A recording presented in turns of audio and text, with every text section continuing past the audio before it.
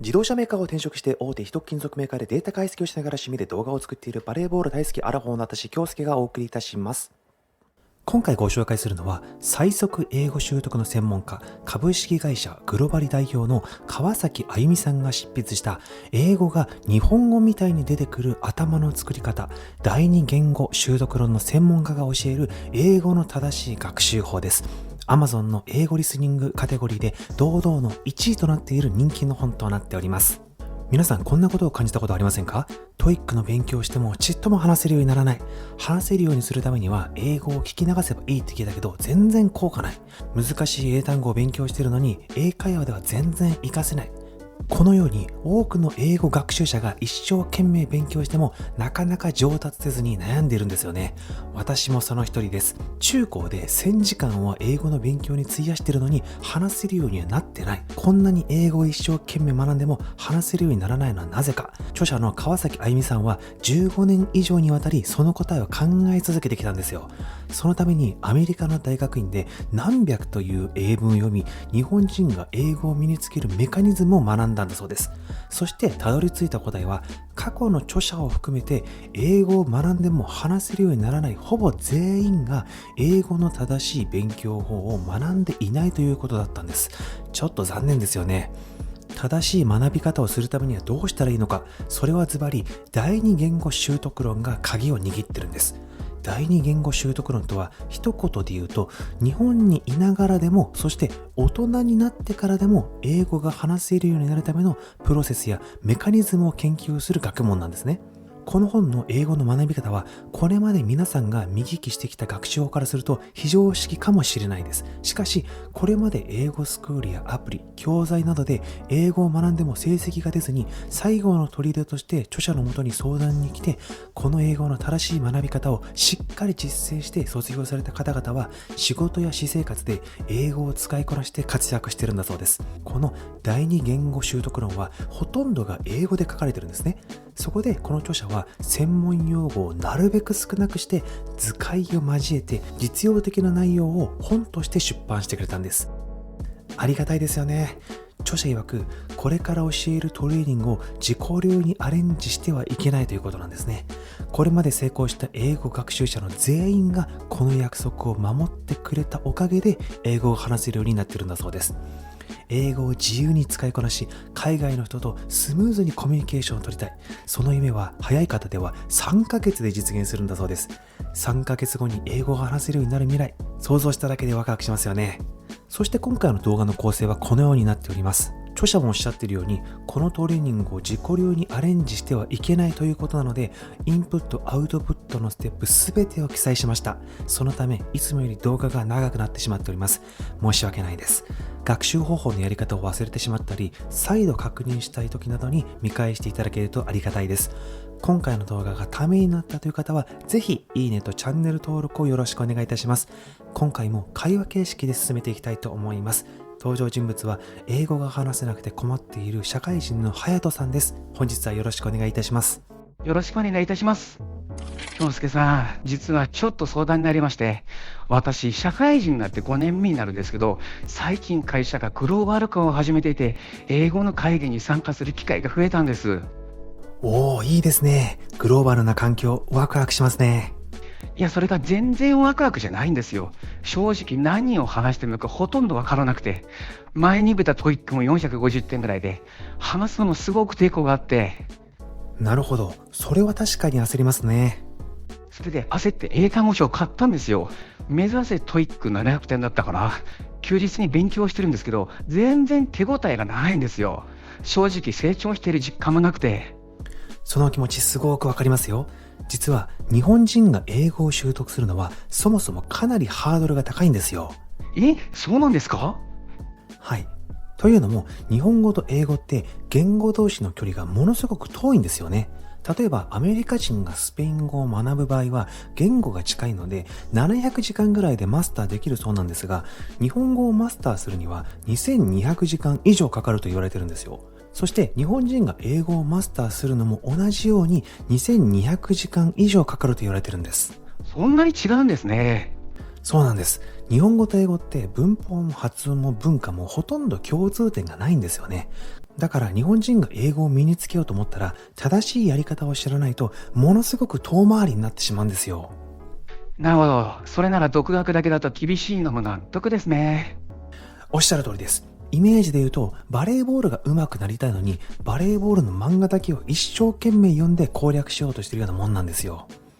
わかりやすい。そりゃ試合では全然動けないですよね。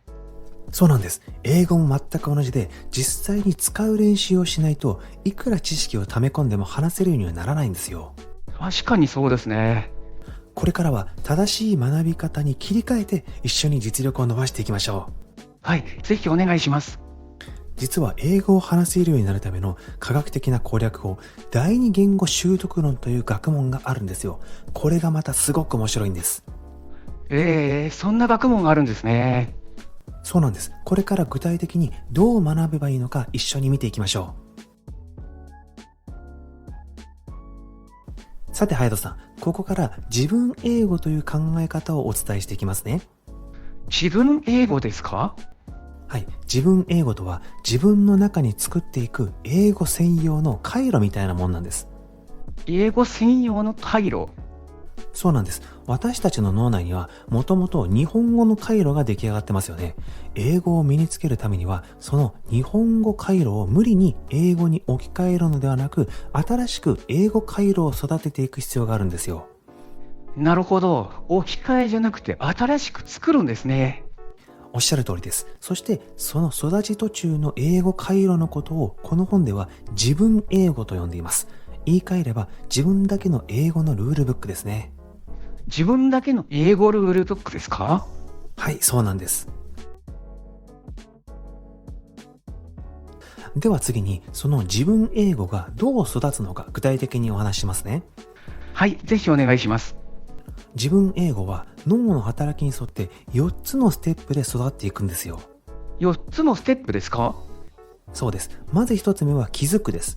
英語に大量に触れてもただ聞き流してるだけではダメなんですね。あ、こういう言い方するんだと気づくことが最初の一歩なんです。なるほど。ただ聞いてるだけじゃダメなんですね。そうなんです。次に2つ目が理解するです。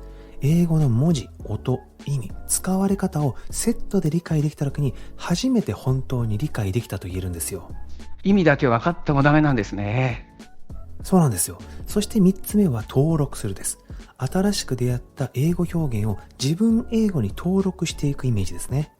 登録ってちゃんと覚えるみたいな感じですか？はい。でも丸暗記ではなくて、こういう時にこう使うんだなと理解しながら取り込んでいく感じです。そして最後、4つ目は定着するです。何度も同じ英語に触れたり、実際に使ったりして自然に使えるレベルに育てていきます。なるほど。英語を覚えて、さらに使って定着させるんですね。そうなんです。自分英語は気づき、理解、登録、定着、この流れでしっかり育っていきます。この後説明するインプットとアウトプットのトレーニングをしていけば、この流れに沿った学習ができますよ。そうなんですね。それは安心しました。そのトレーニングをする前に、ここからは英語学習の目標設定についてお話していきますね。はい、ぜひ教えてください。まず大切なのは、どのような英語を伝えたいかを自分ごととして考えることです。目標がぼんやりしていると学習もぼんやりしてしまうんですよね。なるほど。確かに今まではただ漠然と英語できるようになりたいなって思ってただけでした。日本にいるとなかなか目標を設定するのは難しいですよね。でも大丈夫です。5つのステップで考えていけば誰でも設定可能です。まず英語を学ぶ目的を明確にしましょう。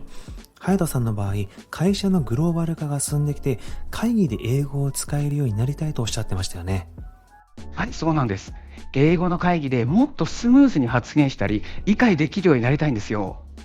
素晴らしいですね。会議で使える英語というのは実際の仕事に直結するので、英語を学ぶいい目的になると思いますよ。次に具体的な目標を設定していきましょう。どうしてもトイックの点数とかで設定しちゃいますけど、トイックでもいいのですが、隼人さんの場合はコミュニケーションすることが目的ですよね。ここでおすすめなのが CEFR という国際的な指標を参考にすることです。 CEFR ですか？聞いたことなかったです。CEFR は第二言語の運用能力を評価するために世界中で広く使われている指標なんですね。実際のコミュニケーションの場面で英語をどれだけ使えるかのレベル分けがされていて、 A1 から C2 の6段階で設定されてるんですよ。例えば A1 は簡単な自己紹介ができるレベル、 B1 は仕事や趣味についてスムーズに会話できるレベル、 B2 は抽象的な議論もできるレベルという感じで整理されています。なるほど。今の自分がどのあたりかもわかるんですね。おっしゃる通りです。そして隼人さんの場合、会議で意見を言ったり相手の発言を理解するためには最低でも B1 レベル、できれば B2 レベルを目指したいところですね。なるほど。まずは B1 を目指して、さらに D2 も視野に入れるんですね。はい。目標が明確になればやるべきこともはっきりしてきますよ。次にいつまでに達成したいか期限を設定します。半年後ぐらいに少しでも会議で話せるようになりたいです。いいですね。まずは半年間を一区切りにして B1 レベルを目指していきましょう。次に自分の英語レベルを知ることです。隼人さんの場合、今は TOEIC450 点ぐらいでしたよね。はい、そうです。TOEIC450 点ぐらいだと CEFR で言うとだいたい A1 から A2 レベルの間ぐらいですね。日常会話のごく基本ができる段階です。なるほど。会議でやり取りするにはまだまだですね。でも大丈夫ですよ。ここからしっかり計画的にやっていけば半年後にはちゃんとレベルアップできます。そして最後に効果的な学習方法を考えるステップですが、これはここからじっくりご説明していきますね。さて、ここからは英語のインプット学習についてお話していきますね。はい、お願いいたします。まずインプットとは何かというと、英語を英語のまま読んだり聞いたりする言語的な刺激のことを指すんですね。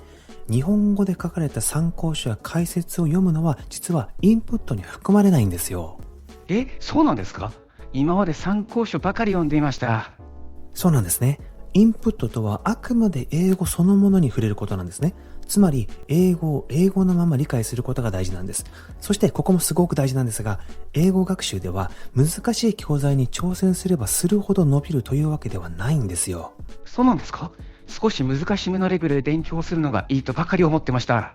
テストのための学習だったらそうだったかもしれません。でもそれでは話せるようにはならないんですよ。例えば見開き 98% の単語がわかるレベルの教材を使うのが理想なんです。そんなにわかる教材でいいんですか？簡単すぎませんかね？そこがポイントなんです。英語を読むときや聞くとき、知らない単語や文法ばかりだと脳がパンクしてしまうんですよね。逆にほとんど知っている単語で構成された教材を使うと、英語のままスムーズに理解できる感覚が身についてきます。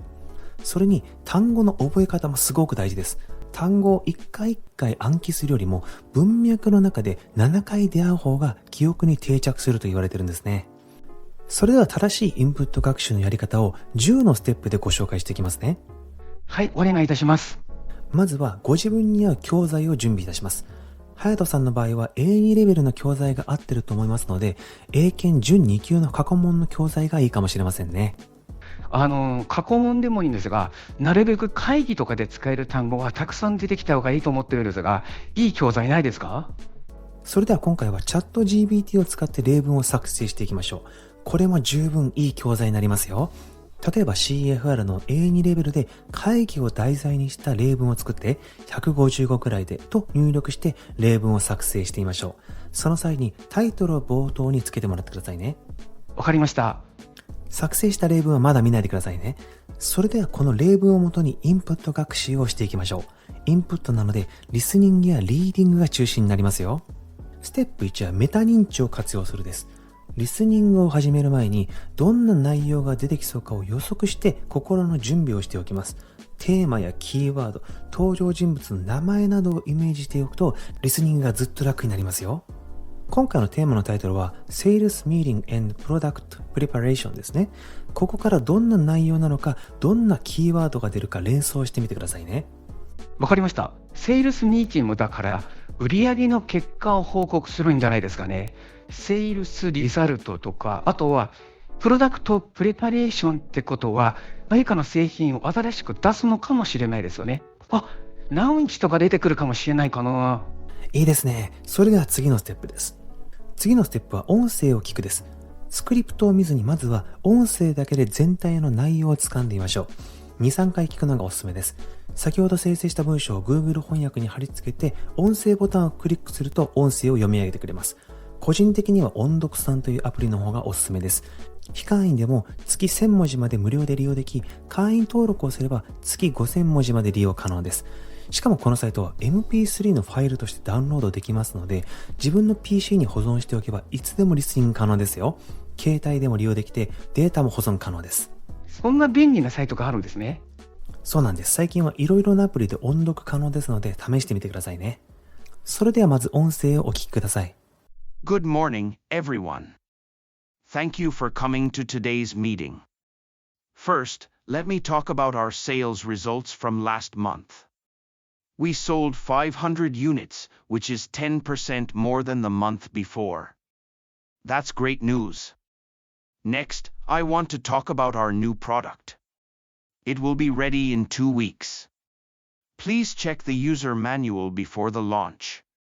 If you have any questions, ask Mr. Tanaka in the R&D team. Also, we will have a customer event next Friday. Please join if you are free. It starts at 3 p.m. and ends at 5 p.m. Finally, let's decide the date for our next meeting. How about next Monday at 10 a.m.? If that's okay for everyone, I will send a meeting invitation today. Thank you again for your time. Let's work together to make this month even better. 次にスクリプトを黙読します。音と文字をつなぐ作業ですね。ここでは返り読みをせずに英語の語順のまま理解することを意識してください。この時にわからない単語やフレーズは調べずに推測してください。この時に後で調べられるように印をつけておいてくださいね。そして黙読が終わったら目印の箇所を調べてください。わかりました。次にスラッシュリーディングです。英文を意味の塊ごとにスラッシュで区切って構造を理解してみてください。A2 レベルでは SVOM の塊ごとにスラッシュを引いていきます。文章を印刷して紙に書くのがベストですが、難しい場合はメモ帳に貼り付けてスラッシュで区切ってみてください。英語を読むことに慣れてくると、徐々に大きな意味の塊で理解できるようになりますよ。最終的にはスラッシュを引くような下準備も何もせずに英文の構造を理解できて、英語を英語のまま自然と読み取れるようになってきます。ちょっと手間ですけど頑張ります。次のステップは発音ポイントの確認です。リスニング中に強調されている単語や音声変化に注意を向けます。発音の癖を知るとリスニング力もぐんと上がります。文章に発音ポイントを記載できればベストです。テキストには発音記号が書けないので、今回はどこで発音が強調されているかを意識して聞いてみたいと思います。次に音読です。ネイティブになりきって大きな声で音読します。この時に文のリズムを大げさに表現することも意識してみてください。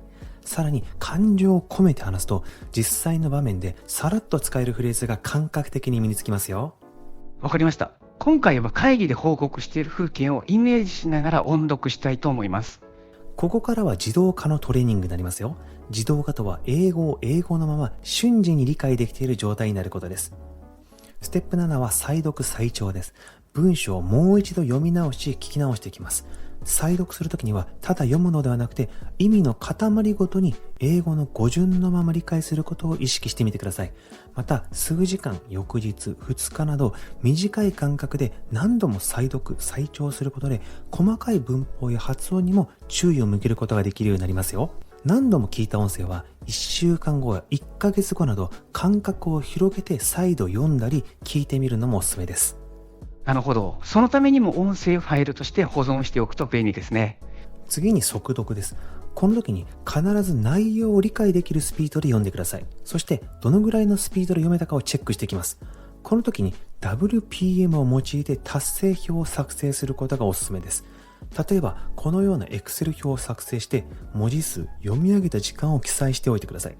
初心者であれば 100WPM 以下、中級者は100から 150WPM、上級者になると150から 200WPM になります。このように Excel で管理しておくと分かりやすいですよ。なるほど。Excel で管理しておけばどのぐらい上達したかも分かるので、モチベーションが上がりそうです。次にシャドーイングです。音声を聞きながらできるだけすぐ後ろから真似して発音していきます。完コピをする必要はなくて、最初はもごもごと音についていくだけでも構いません。まずは音のリズムとかイントネーションとか音声の変化をつかむことが大切です。ここまでのステップを行えば、なんとかシャドーイングもできそうです。最後に自己フィードバックです。今日の学習を振り返っていきます。何ができたか、どこが難しかったかを自分で整理すると次に活かしやすくなるんですよ。このステップはスキップしがちなんですが、この振り返りが自分英語をより良いものにしていくために大切なので、省略しないようにしてくださいね。わかりました。それにしてもこんなにステップがあるんですね。そうなんですよ。ステップが多いので、最初は圧倒されてしまうかもしれません。でも、1ヶ月でも続けてみると、それぞれの目的の理解が深まって、サイクルを回しやすくなりますよ。わかりました。これも半年後に会議で英語を話せるようになるためですね。頑張ります。まずはステップ1から10までお疲れ様でした。一度作成した文章については、次回から丸1から丸5のステップをする必要はありませんので、丸6から丸10を何度も繰り返してくださいね。次はアウトプットの説明をしていきますね。これをマスターすれば目標達成間違いなしです。アウトプット学習はズバリスピーキングとライティングです。そして使用する題材は先ほどインプットで使用した例文を使います。アウトプットのステップは全部で7つです。一つずつ説明していきますね。まずはキーワード抽出です。まずこの例文を使って何を言いたいかを考えていきます。隼人さんの意見を伝えるのに使えそうなキーワードに下線を引いてみてください。特に 5W1H を意識するといいですよ。そうですね。じゃあ一番初めの文章からピックアップしていこうかな。セールスリザルト、ソールド、ユニッツ、ラストマンスと 10% モアを使おうかな。いいですね。次に SV、SVO などの英語の型を作って文章を組み立てていきます。間違えても全然大丈夫です。むしろ間違えることは自分英語の成長に不可欠なんですよ。まずは結論から書いています。どうですか？結論を英語で書けそうですか？ちょっと待ってくださいね。結論はグッドセールスリザルトでどうでしょうか？いいですね。それでは文章を考えてみてください。わかりました。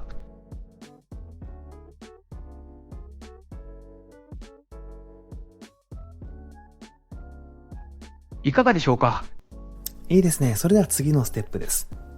作った英文は AI、例えばチャット GPT に添削してもらうといいです。自然な単語や表現を教えてもらえますし、わかりやすく言い換えを提案してもらうこともできるんですよ。例えばチャット GPT にこの文章を添削してと聞いてみると、こんな風に回答が来ました。そしてこんな風に添削ポイントも教えてもらえますよ。また、わかりやすく言い換えを提案してもらうこともできます。例えばチャット GPT に A2 レベルでビジネスでも使える別の表現にして記載してみてと聞いてみると、こうなります。ポイントとしては次のことが示されていますね。今の AI ってこんなこともできるんですね。自分の文章が正しいかどうかも確認できていいですね。